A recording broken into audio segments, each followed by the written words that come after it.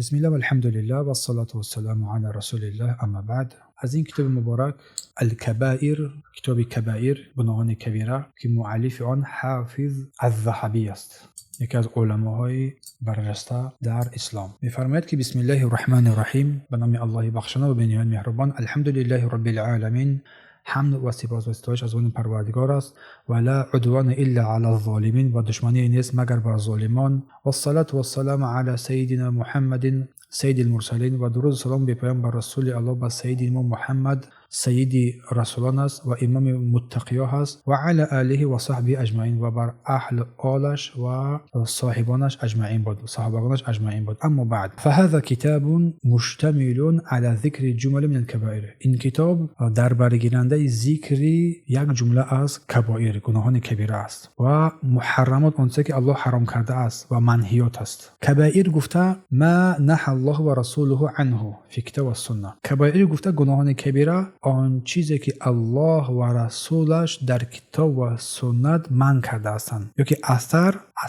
یا که از سخنان سلف صالح صالحین رضی الله عنهم منع شده است، پس این را کبائر میگن. و قد تضمن الله تعالی فی کتابه العزیز لمن اجتنب الكبائر والمحرمات. الله ضمانت داده است، در کتاب عزیزش بیان کرده است، در کتاب عزیزش در قرآن، کسی که از گناهان کبائر و از محرمات دوری بجوید ان یکفر عنه صغائر من السیئات، اینکه گذشت نماید، ببخشد از او گناهان خردش را. و دلیل آن قول الله سبحانه و تعالی می فرماید این تجتنبوا الكبائر ما تنهون عنه، اگر شما از گناهان کبیره که از آن منع شده شما دوری بجوید، نکفر عنهم سیئاتکم، گناهان خرد شما را ما همش را می آمرزیم، می بخشیم، و ندخلکم مدخلا کریما، و یک داخل شدنی کریم شما را جایگاه می دهیم، داخل میکنیم در سوره نساء. الله سبحانه و تعالی مکلف کرده است با این نص قرآنی کسی که از گناهان کبیره دوری بجوید او را داخل بهشت میگرداند. و الله سبحانه و تعالی میفرماید والذین یجتنبون الکبائر الاثم والفواحش، آن کسانی که دوری میجویند از گناهان کبیره و چیزهای فحشا، و اذا ما غاضبوهم یغفرون. الله سبحانه و تعالی در اینجا میفرماید که آن کسانی که از گناهان کبیره که گناه هستند دوری میجویند، از فاحشگی دوری میجویند، آنها مورد عفو قرار میگیرند.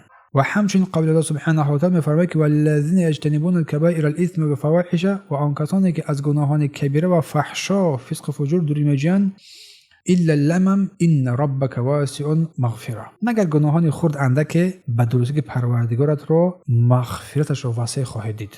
و رسول الله صلی الله علیه و سلم فرمودند که الصلوات الخمس والجمعه الى الجمعه، نمازهای 5 وقته از این جمعه تا این جمعه، از این رمضان تا این رمضان، مکفرات لما بینهن، سبب تکفیر گناهان بنده میگردد اذا اجتنبت الكبائر، اگر از گناهان کبیره دوری بجوید. در روایت مسلم از حدیث ابی هریره رضی الله عنه. پس بر ما بیان میگردد که گناهان کبیره اینها آن گناهانی هستند که تا که بندگان از آنها دوری بجویند، و علما این گناهان کبیره را رحمت الله علیهم پیدا کردند و عدد آنها را در آن اختلاف کردند که چند هستند، و گفته شد که هی 7 است، 7 است. و دلیل گرفتن قول رسول الله صلی الله علیه و سلم و این که 7 گفتن، چون اجتنبوا السبع موبقات، گفتن از 7 گناهی هلاک کننده شما دوری بجوید. و ذکر کرد در این قسمت رسول الله صلی الله علیه و سلم شرک به الله را، سحر را، قتل نفس را که الله حرام کرده است مگر بر حق، خوردن مال یتیم را، ریبا خوری را، تولی یوم الزحف، در آن روزی که مسلمان ها رو پر دشمنشان از اون فرار کردن، و قذف محصنات الغافرات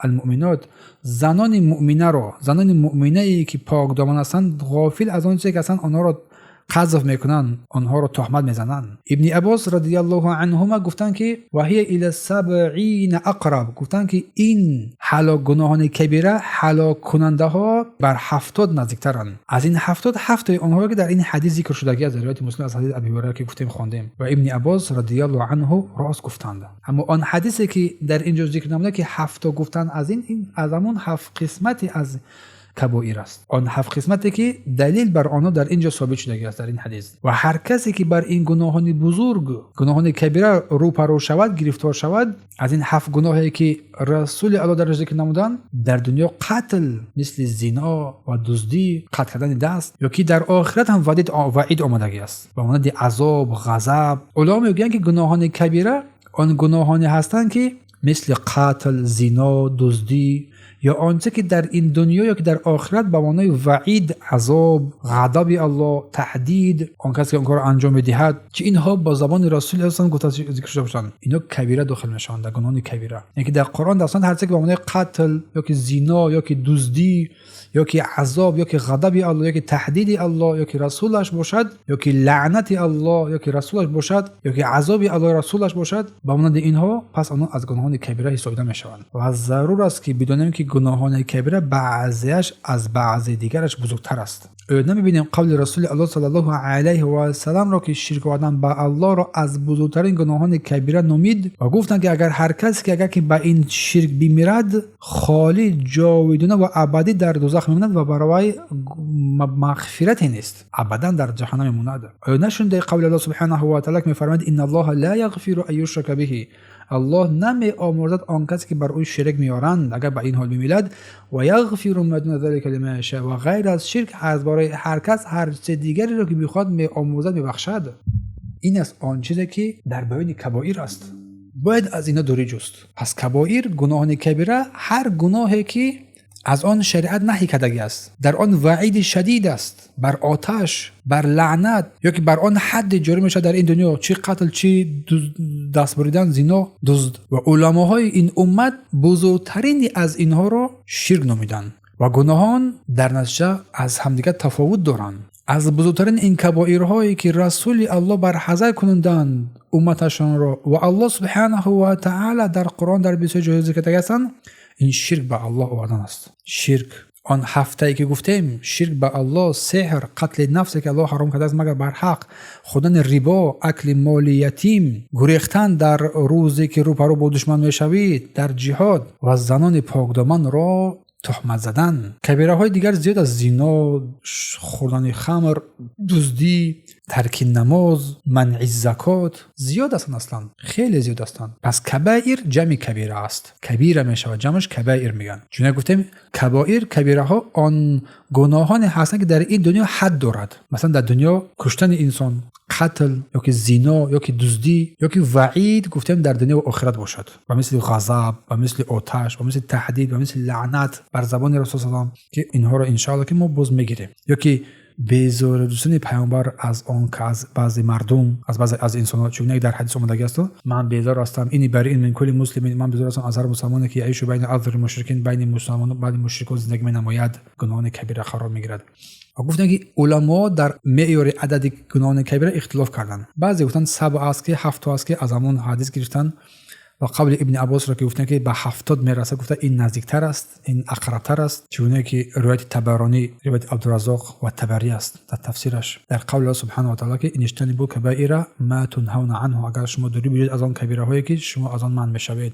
اما حدیثی که ما گفتن که ذکر شده در آن حدیث که از 7 گناه هلاک کننده شما دور باشید، اولین آنها شرک است، این حصر نیست، بلکه از آن کبیره های است، یک قسمت از آنها است. و الله سبحانه و تعالی در این آیه قرآنی که خواندیم که فرمود که ان اجتنبوا کبائر، اگر شما از کبیره هایی که بر شما منع میشد، ما تنهون عنه، از شما منع میشد، اگر از آن شما دوری بجویید، نکفر عنکم سیئاتکم، گناهان شما را ما پاک میسازیم، و ندخلکم مدخلا کریما، و شما را یک داخل میکنیم آن جنت های جاودانه را. همچنین در حدیث گفتیم ما 5 وقت نماز را کسی بخواند جمعه تا جمعه، رمضان تا رمضان، اگر از گناهان کبیره دوری بجوید، مغفرت گناهانی بنده می‌گردد. که یکی از بزرگترین کبیره ها که این شرک است که در این کتاب امام ذهبی رحمت الله علیه این رو اولین شده آورده است. از اینجا با فضل و کرم الله سبحانه و تعالی از درس دیگر، از درس اول ما آغاز میکنیم از شرک، و هر یک از اینها را خوانده برای شما شرح و توضیح میدهیم. اول این 7 بزرگ رو میآورد، سپس باز باقی مونده 70 کبیره که از هر یک اینها را ان شاء الله که ما شرح میدهیم و از جانب الله سبحانه و تعالی توفیق میخواهیم. سبحانك اللهم وبحمدك اشهد ان لا اله الا انت استغفرك و اتوب الیه.